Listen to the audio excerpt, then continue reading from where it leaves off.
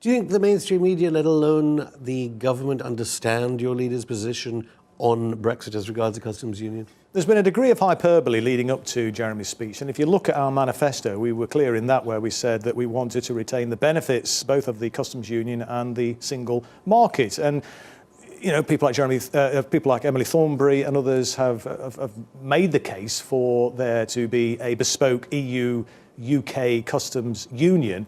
And Jeremy, I think, is just fleshing that out now and clarifying our position. It does make sense, it seems to me, to ensure that we get a Brexit that works in the interests of the vast majority of people, not the unaccountable wealth, which I think the Conservative Party would be quite happy to see a kind of deregulated tax haven in this country that provides some great opportunities to generate even more wealth for people who are already incredibly wealthy as it is. Well, you know what Brussels did to countries that voted for their own exits from Ireland to Denmark to Greece. They're going to be able to see through this, aren't they? Well, I don't think so. I mean, these negotiations that Corbyn would be involved in would be pretty tough, along with the customs union. Yeah, absolutely. But I think the sort of place where we're coming from is that we want to ensure that we kind of have an arrangement with the European Union. I mean, we acknowledge that there is an important place. But aren't you outflanking the European Union negotiators if you were in government?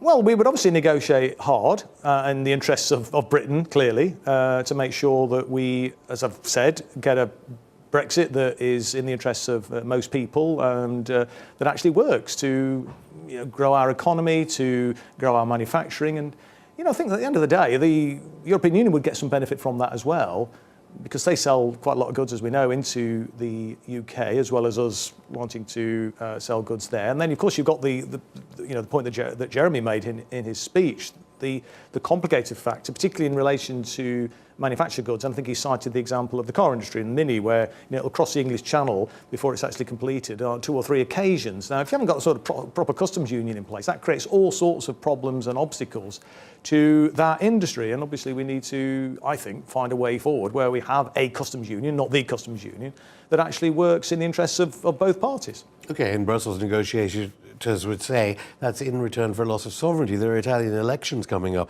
Who knows? There will be Italian politicians campaigning this week saying, look, there's a chance you can have a customs union with the European Union and still maintain some degree of greater sovereignty than we would while staying in the European Union. What happens if this sets an example across Europe?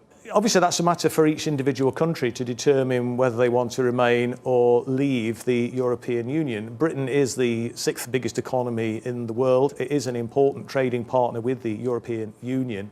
There's a lot that we have in common, I think, with our European neighbours. We're keen to kind of maintain those relationships with the European Union and the European people, as it were. And as I've said, I think it's in both our interests to find a way through this.